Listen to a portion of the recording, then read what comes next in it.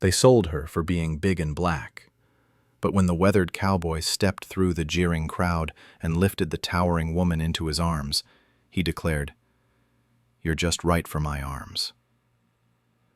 The townspeople had gathered like vultures, expecting entertainment from the auction of the Amazon who stood too tall, too strong, too defiant for any respectable man's pride. They whispered she'd rot away unmarriageable, a burden no family could bear. But the mysterious rancher saw something else entirely, not a spectacle, but salvation. His calloused hands spoke of secrets buried deep in his isolated valley, secrets that demanded strength over delicacy, courage over conformity. The woman's future hung between two worlds, the safety of anonymity or the dangerous purpose her protector desperately needed. Would accepting his cryptic offer lead to the belonging she'd always craved, or thrust her into peril far deadlier than public shame? Before we continue, comment where you are tuning in from. Perhaps we will publish a story there. Ruby Jackson had grown tired of making herself small. At 6 feet and 2 inches, with shoulders that could carry a grown man and hands that could split wood like kindling, she had spent 22 years apologizing for taking up space. Her family's farm had withered under 3 years of drought, and now she stood as their final asset. The auction block felt smaller than expected. Clearwater Junction's town square buzzed with the usual market day energy, but conversations died when Ruby stepped up. The auctioneer, a thin man with nervous eyes, cleared his throat repeatedly. "Strong as an ox," he called out, his voice cracking. "Good for heavy labor, but, well, you can see she's substantial." Laughter rippled through the crowd. Ruby kept her chin high, though her stomach twisted. She had heard worse whispers growing up. Too big for marriage, too intimidating for proper society. A woman built like a man. "What man wants a wife he can't lift?" someone shouted from the back. More laughter. Ruby's jaw tightened. Her mother stood near the general store, unable to watch. Her father counted coins in his pocket, already spending money they didn't have yet. The auctioneer tried again. "She can work a full day's labor, never been sick." Block and studied Ruby's face, not her frame. She met his gaze, expecting the usual judgment. Instead, she found something unexpected. Respect. Without ceremony, he lifted her down from the platform. Ruby, who had never been carried by anyone since childhood, felt momentarily weightless. "You're just right for my arms," he said simply. The crowd murmured in surprise. The auctioneer blinked rapidly, as if he couldn't believe someone had actually claimed her. "That's Marcus Steele," someone whispered. "The rancher from the valley." Ruby had heard the name. Steele ran a spread about 10 miles out, kept mostly to himself since his wife died. People said grief had made him strange. Marcus counted out bills and handed them to the auctioneer without haggling. Ruby's father rushed forward to collect the money, unable to meet her eyes. Her mother finally looked up, tears streaming down her face. "Take care of yourself, Ruby," her mother whispered. Ruby nodded, though she wondered what taking care of herself even meant anymore. Marcus loaded her single bag into his wagon and helped her onto the seat. As they rolled out of town, Ruby noticed how people watched them go. Some with curiosity, others with something that looked like concern. "You don't talk much," Ruby said after a mile of silence. "Neither do you." Ruby studied his profile. "Why did you bid on me?" Marcus considered this. "I need help at the ranch." "You look capable." It wasn't the whole truth. Ruby could tell by the way his hands tightened on the reins. But it was more honesty than most people had given her. The road wound through rolling hills dotted with scrub brush and wildflowers. Ruby had never been this far from town. The landscape felt bigger here, like there was room to breathe. "What happened to your wife?" she asked. Marcus's jaw tensed. "She died 3 years ago." Ruby waited for more details, but none came. She let the subject drop. Steele's sanctuary ranch appeared around a bend in the road. Ruby expected something modest, maybe run down from years of bachelor neglect. Instead, she found a well-maintained spread with sturdy buildings and good fencing. Studied her face. Ruby saw him weighing something in his mind, deciding how much truth to share. "People pass through sometimes," he said finally. "People who need a safe place to rest." Ruby felt a chill that had nothing to do with the evening air. Safe from what? She wondered. And why did Marcus Steele need someone like her to help provide that safety? Outside, a rider passed by the property line, moving slowly as if studying the ranch. Ruby caught a glimpse of expensive clothes and a silver watch chain. The man looked familiar, though she couldn't place him. Marcus saw the rider too. His face went hard. "Ruby," he said quietly, "tomorrow we need to talk about what really happens here." Ruby woke before dawn to voices outside her cabin. Through the window, she saw Marcus talking quietly with a man she didn't recognize. The stranger looked exhausted, his clothes torn and dirty. When he turned slightly, Ruby gasped. Deep scars crisscrossed his back through the rips in his shirt. She dressed quickly and stepped outside. Marcus held up a hand, signaling her to stay back. "Ruby," Marcus said carefully, "meet Ezra. He needs our help." Ezra looked up with frightened eyes. Ruby had seen that look before, in animals cornered by predators. This man was running from something terrible. "Help with what?" Ruby asked, though her stomach already knew the answer. Marcus gestured toward the house. "Let's get him some food first. Then we'll talk." Inside, Ruby watched Ezra devour bread and cold meat like he hadn't eaten in days. His hands shook as he drank water. When he finished, Marcus sat across from him at the oversized table. "Ezra escaped from a plantation in Alabama," Marcus said simply.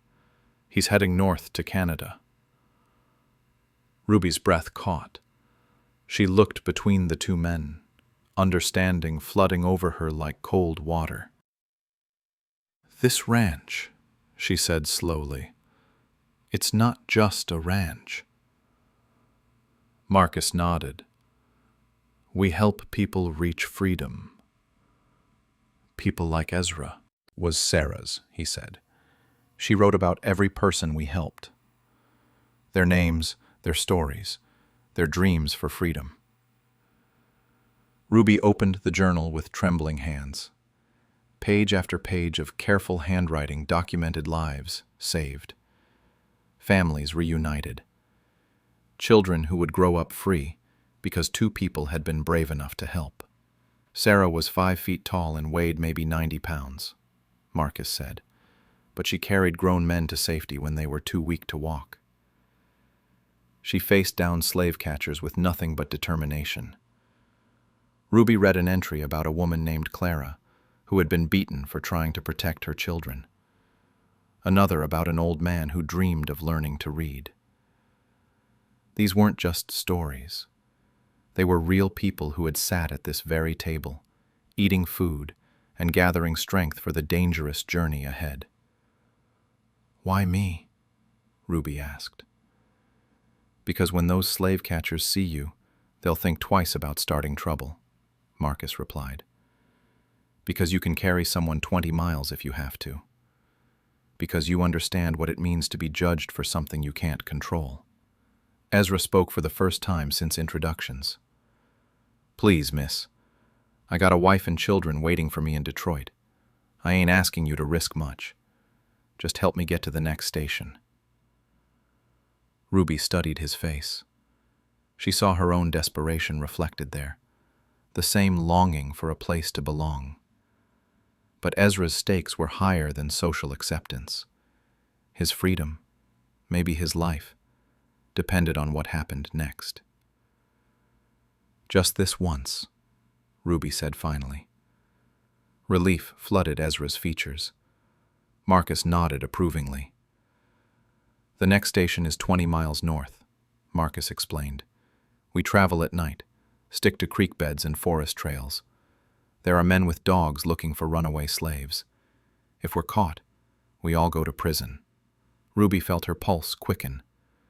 She had never done anything more dangerous than breaking up schoolyard fights.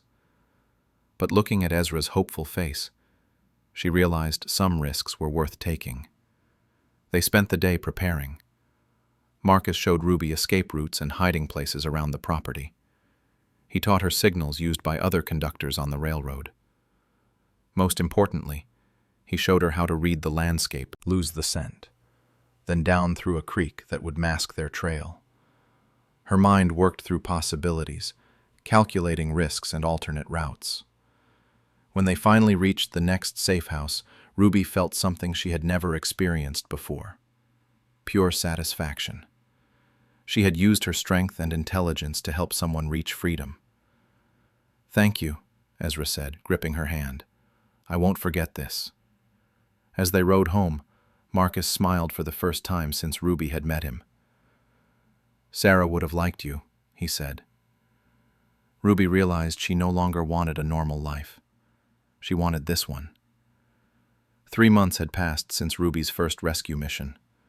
The scared woman who had stood on the auction block was gone, replaced by someone who moved with quiet confidence and purpose. 12 people had passed through Steele's sanctuary ranch, and each one had made it safely to the next station.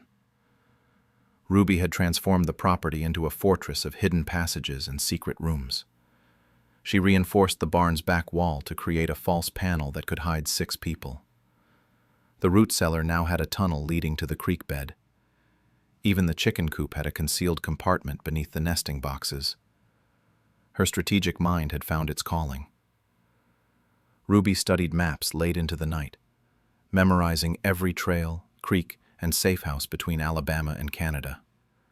She developed new routes when old ones became compromised. Her grandfather's military lessons had prepared her for this without her knowing it. Marcus watched her work with growing respect. Ruby had become more than his partner. She was becoming a leader. The transformation wasn't limited to the ranch. Ruby had begun venturing into town more frequently, no longer hiding from curious stares. Her confidence drew different reactions now. Some people still whispered, but others watched her with something approaching admiration. The change started small. Mrs. Henderson's 5-year-old son had been playing near the livery stable when a spooked horse broke free from its post. The massive animal charged directly toward the child, who froze in terror. Ruby reacted without thinking. She sprinted across the street and snatched the boy from the horse's path, then grabbed the animal's bridle with her free hand. The horse, surprised by her strength and calm authority, settled immediately. Mrs. Henderson rushed over, tears. "Hurt anything?"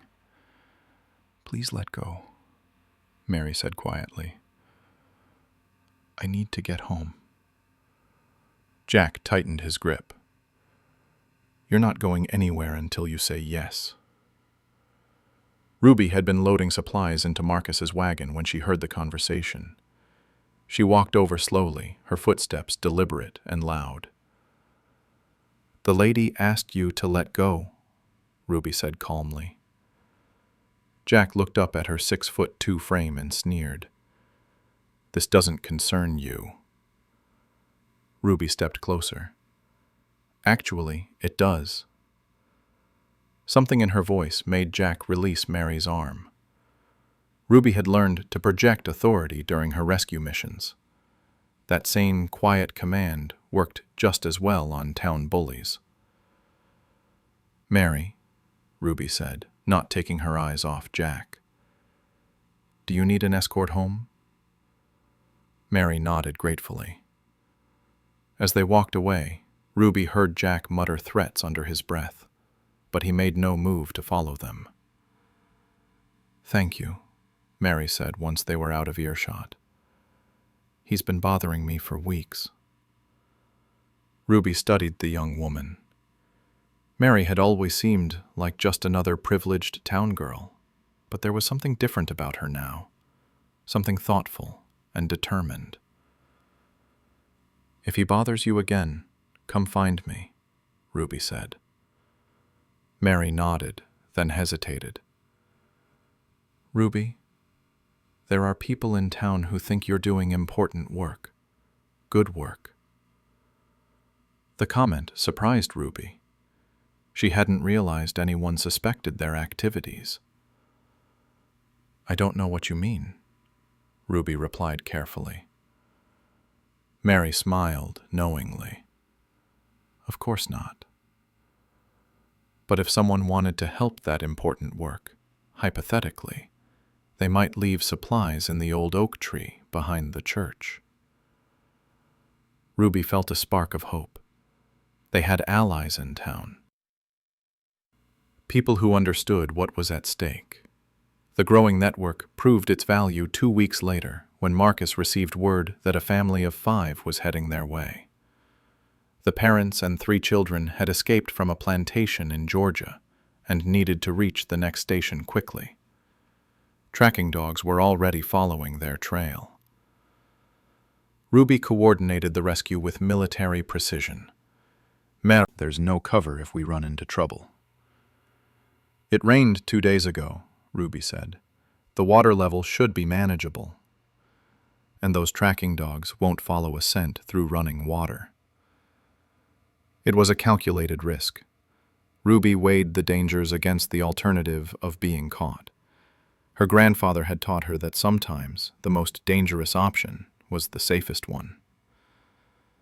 They set out through Miller's Canyon as storm clouds gathered overhead. Ruby led the way, testing each step across slippery rocks and swift-moving water. Behind her, Marcus helped the parents guide their children through the treacherous terrain. Halfway through the canyon, they heard voices echoing off the rock walls. The slave catchers had found their trail. Ruby's mind raced through possibilities. They were trapped between rushing water and armed men. Then she spotted something her grandfather would have called a tactical opportunity. Ruby spotted a narrow ledge 20 feet up the canyon wall. Ancient handholds carved by water erosion provided a dangerous but possible climbing route. She gestured silently to Marcus, who understood immediately. Working together, they lifted each family member to safety. Ruby's strength made the impossible climb manageable for the exhausted children. Marcus secured ropes to help the parents follow. Within minutes, all 7 of them pressed against the rocky ledge as voices grew louder below. 3 men on horseback entered the canyon, their dogs sniffing frantically at the water's edge. Ruby recognized the leader immediately. Clayton Morrison, Jack's father, and the wealthiest landowner in the county. She had seen him watching the ranch from a distance multiple times over the past month. "Trail goes cold here," one of the men reported. "Water washed out the scent." Morrison's eyes swept the canyon walls methodically. Ruby held her breath, knowing that discovery meant prison for her and Marcus, and worse for the family they were protecting. "They're here somewhere," Morrison said with certainty. "Search every inch." The men dismounted and began examining the rocky terrain. Ruby realized they would eventually find the climbing route. She needed a distraction. Carefully, she worked a loose rock free from the ledge above.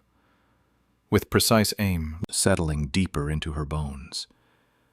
This wasn't just about helping individuals anymore. She was part of something larger, something that could change lives across the entire South. The ride home passed in comfortable silence until Marcus finally spoke. "Morrison's not just any slave catcher," he said. He's got connections to federal marshals, resources most bounty hunters don't have. Why is he so focused on our operation? Ruby asked. Marcus hesitated before answering. I think it's personal for him. The way he watches you specifically, like he's got a particular interest. Ruby felt a chill that had nothing to do with the evening air. Morrison's intense stares suddenly seemed more significant. There had been something familiar about his features, something that nagged at the edge of her memory. Over the following weeks, Morrison's pressure intensified. Sheriff Burke began making regular visits to the ranch, asking pointed questions about Ruby and Marcus's activities. Federal marshals appeared in town, interviewing residents about suspicious behavior. The network of supporters that Mary Weatherby had helped build became crucial. Reverend Adams provided alibis. Mrs. Henderson vouched for Ruby's character. Even some of the men who had once mocked her at the auction now spoke up in her defense. But Morrison was building a case methodically. He had resources and patience. The crisis came on a cold October morning when Marcus received an urgent message. A group of 8 people was heading their way, the largest they had ever attempted to hide. Among them was a pregnant woman close to delivering her first child. We can't turn them away, Ruby said, reading the desperation in Marcus's coded letter. Morrison's been watching us constantly, Marcus replied. This feels like a trap. Ruby studied the timing. Morrison had been applying pressure for weeks, forcing them to lay low. Now suddenly they received word of their largest group ever, just when taking such a risk seemed impossible. Maybe that's exactly why we have to do it, she said. They're counting on us being too scared to help. That evening, the group arrived as promised. Ruby's heart sank when she saw their condition. Exhausted, malnourished, some bearing fresh wounds from their escape. Saw Morrison leading a group of federal marshals toward the main house. Marcus, she whispered urgently. They're here. Marcus appeared at his door, fully dressed. He had been expecting this. Ruby, he said quietly, there's something I need to tell you about Morrison. Something I should have mentioned before. The marshals were dismounting now, spreading out to surround the property. Ruby saw Morrison's face in the early light, and suddenly the familiar features clicked into place. The shape of his jaw, the set of his eyes. Details that had been nagging at her subconscious for months. He's not just any landowner, Marcus continued. Morrison has been asking questions about your family. Your background, where you came from. Ruby felt the world tilt beneath her feet as understanding crashed over her like a cold wave. He's my father, she whispered. Marcus nodded grimly. And he's been hunting you for months. Heavy footsteps approached the front door as Ruby grappled with the impossible truth. The marshals pounded on Marcus's front door as Ruby's mind reeled from the revelation. Clayton Morrison was the father who had abandoned her mother 23 years ago. The man who had left when Ruby was born because he couldn't face having a child who looked like her. Open up, Steele, Morrison's voice boomed. We have a federal warrant. Ruby watched through her cabin window as Marcus stepped onto his porch, hands visible and non-threatening. The marshals spread out, searching the property with professional efficiency. What can I do for you, gentlemen? Marcus asked calmly. We have reports of illegal activity on this property, the lead marshal replied. Harboring fugitive slaves is a federal crime. Beneath the barn, 8 terrified people huddled in the hidden room Ruby had constructed. Clara's contractions had started an hour ago. Ruby could hear her muffled cries of pain through the floorboards. The search lasted 2 hours. Ruby had built her hiding place as well. The marshals found nothing but legitimate ranch operations. Morrison's frustration grew with each empty room, each fruitless inspection. Finally, they prepared to leave. Ruby thought they had escaped disaster when Morrison approached Marcus directly beside her. "I need to speak with my daughter," Morrison said. The words hung in the air like smoke. Ruby studied the man who had given her life and then abandoned it. "I don't have a father," Ruby replied steadily. Morrison's face tightened. Ruby Mae Jackson, born October 15, 1851. Mother was Sarah Mae Jackson. Worked as a seamstress until she died of fever 2 years ago. Ruby's breath caught. Only family would know her mother's full name and profession. "You left us," Ruby said simply.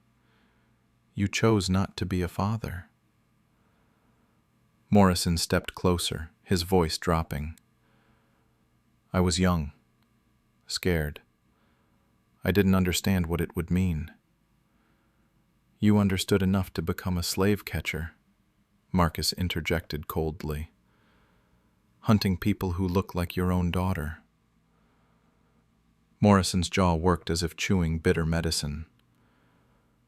"I thought if I proved my loyalty, if I showed I was different from them, I could build a respectable life." "By destroying other people's lives," Ruby said. Morrison pulled an envelope from his coat pocket. "I have papers here, legal documents that can change your status. You could pass for white up north, live the life you deserve." Ruby stared at the envelope like it contained poison. Everything she had once dreamed of was right there. Social acceptance, a normal life, the chance to belong in respectable society. "I could give you everything," Morrison continued. "A house in Philadelphia, education, marriage to a good family. No more hiding, no more being judged for what you are." Ruby felt the temptation like a physical pull. How many nights had she dreamed of walking into a room without people staring? How many times had she wished for a life where her worth wasn't questioned? "All I have to do is abandon everyone counting on me," Ruby said. Morrison's eyes hardened. "These people aren't your responsibility. You don't owe them anything."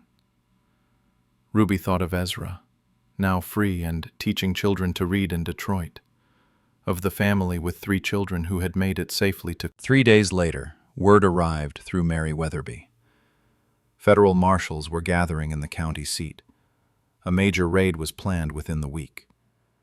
They had enough evidence to shut down the Underground Railroad operation permanently. Ruby stood in Sarah's kitchen, reading the letter that condemned them all. Clara and baby Freedom had made it to the next station safely, but 8 more people were expected to arrive tomorrow night. "We could run," Marcus said quietly. "Leave tonight. Start over somewhere else." Ruby folded the letter carefully. Her grandfather had taught her that sometimes retreat was the smart tactical choice.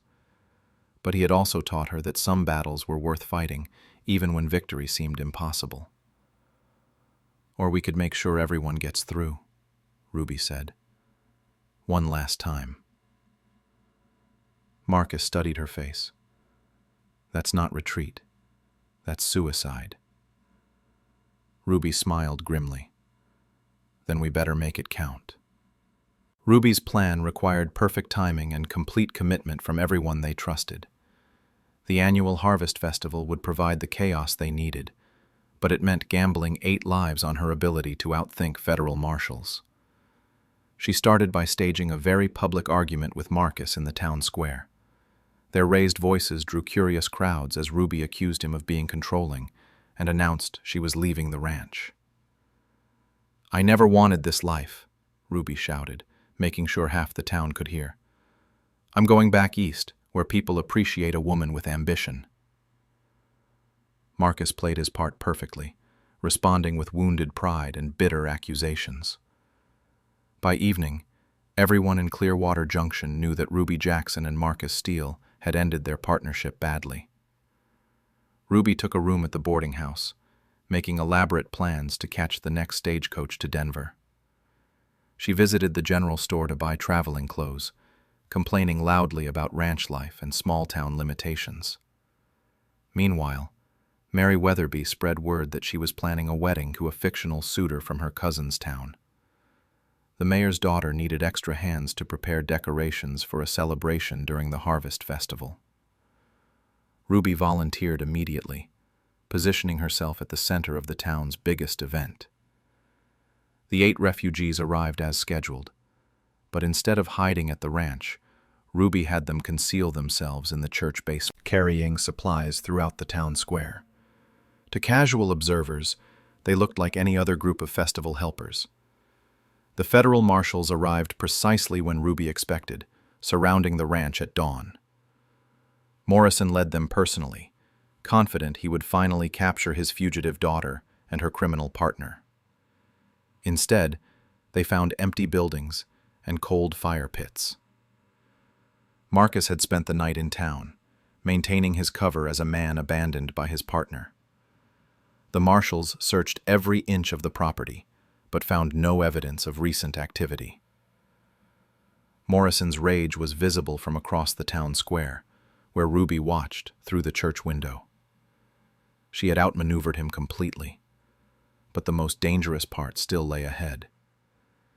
Getting 8 people out of town during daylight required precision timing. Ruby had arranged for a supply wagon to leave for the next county during the festival's afternoon activities. The refugees would hide among legitimate cargo, but they had to reach the wagon without being noticed. The crisis came when Morrison spotted Ruby coordinating festival activities. His eyes narrowed with suspicion as he watched her directing workers with military efficiency. "What are you doing here?" Morrison demanded, approaching her at the decoration station. "Helping with Mary's wedding preparation," Ruby replied calmly. "Not that it's your concern anymore." Morrison studied the workers around her. Ruby held her breath as his gaze lingered on each refugee. But their disguises held. They looked like exactly what they pretended to be. "You're planning something," Morrison said. "I'm planning to leave this town and never come back," Ruby replied, "which should make you happy." Morrison's internal conflict played across his face. Part of him wanted to believe she had abandoned the dangerous work. The father in him hoped she would choose safety over principle. But his suspicion won.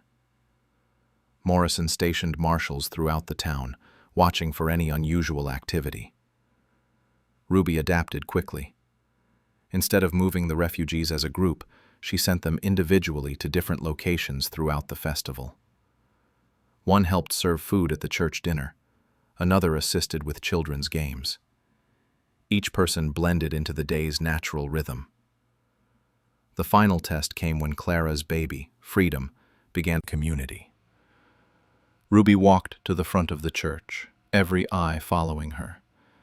She had gambled everything on this moment. "This man is my father," she announced to the packed room. "He abandoned me as a baby because he was ashamed of who I am. Now he's trying to destroy people whose only crime is seeking the freedom he takes for granted."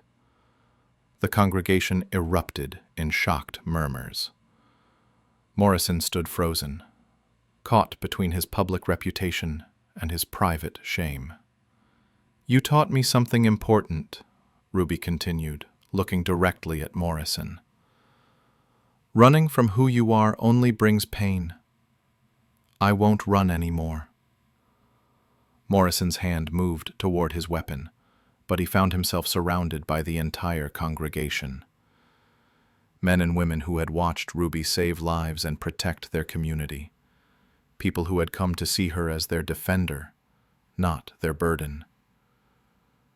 "Let them go," Ruby said simply. "Let all of them go, and I'll leave quietly. Keep hunting them, and I'll make sure everyone knows exactly what kind of man Clayton Morrison really is." Morrison looked around the room at faces filled with judgment and disgust. His carefully built reputation crumbled in the space of minutes.